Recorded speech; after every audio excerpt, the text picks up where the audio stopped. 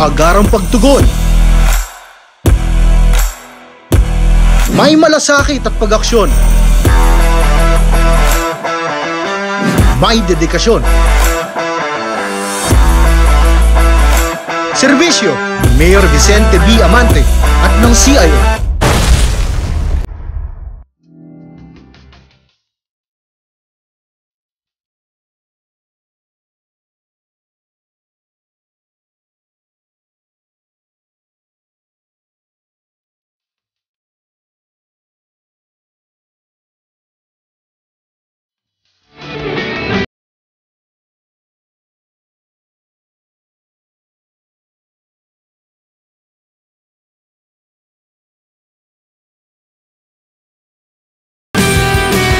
So kami po bilang sa City Social Welfare and Development Office ay ang aming pong pangunahing tungkulin ay yung pong ma-alleviate o mapataas po ang antas ng mga kababayan po natin na higit na nangangailangan o yung pong mga sinasawag namin mga vulnerable and disadvantaged families and individuals. Opo. Meron po kami mga programa sa under pa rin po ito ng sagabay ng ating punong lungsod, Mayor Vic Amante. Ang aming pong financial assistance, kagaya po ng aming assistance for individual in crisis situation, na kung saan po yung mga nangangailangan po ng tulong pinansyal para po sa medical, hospital, ay nabibigyan po namin ng financial assistance na kung sila po ay magiging qualified para sa aming panantunan para mabigyan po sila ng financial assistance, ay binibigyan po namin sila para sa kanon kahit papano ay makatulong po sa kanilang problema. Ganun din po, may mga programa din po kami sa mga solo parent sa BAUSI, na yung mga violence against women and children, na kung saan din po ay nagpo-provide po tayo ng financial assistance. Depende po sa kanilang mga pangangailangan. Meron din po kami mga programa, yung amin pong mga araw-araw na ginagawa, yung amin pong mga kumukuha ng social case study report, kung saan po ay nangangailangan sila ng aming social case study report para makalapit po sila sa iba't ibang ahensya ng gobyerno.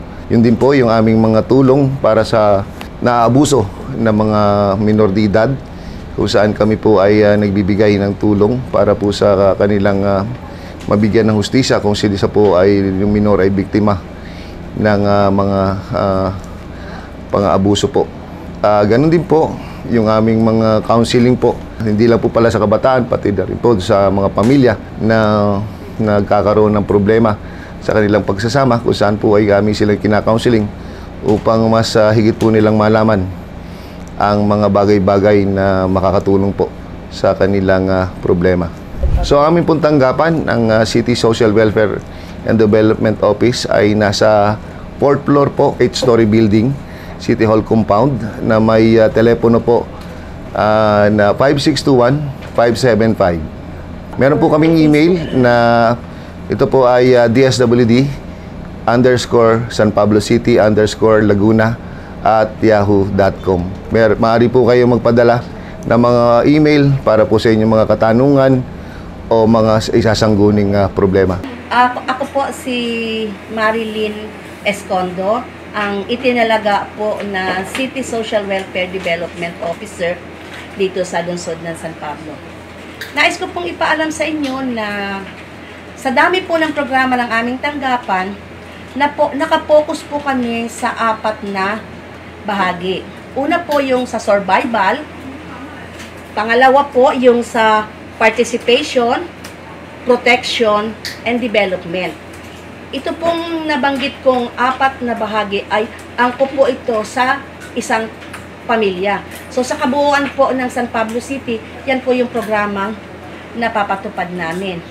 Pumunta po ako sa sektor ng mga bata, kung saan po ang mga kabataan, meron po kaming nabubuo ng grupo, yung tinatawag po namin San Pablo City Children's Association. Ang 80 barangays po dito sa San Pablo, may kanya-kanya pong Barangay Children's Association.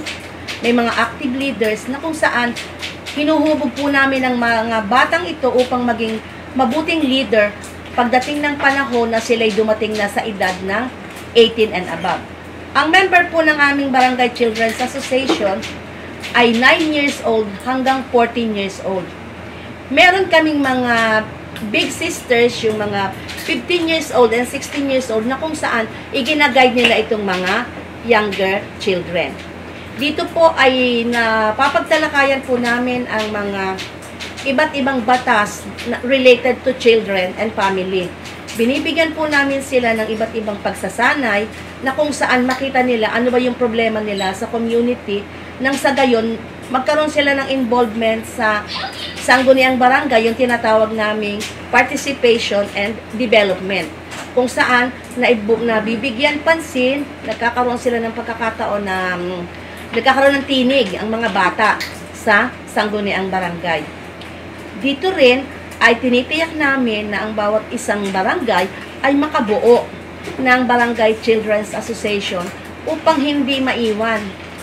Ayaw namin na may mga barangay na naiiwan sa programa ng San Pablo City Social Welfare Office. Kaya po patuloy kong tinatawagan ng mga barangay officials na partners namin sa program ng Barangay Children's Association, yung BCPC, Barangay Council for the Protection of Children, na paigtingin ang pagsasagawa ng mga iba't ibang programa para sa mga bata. At sa palaging tagubilin ni Mayor Vicente B. Amante, serbisyong may ngiti, San Pableño ang wagi.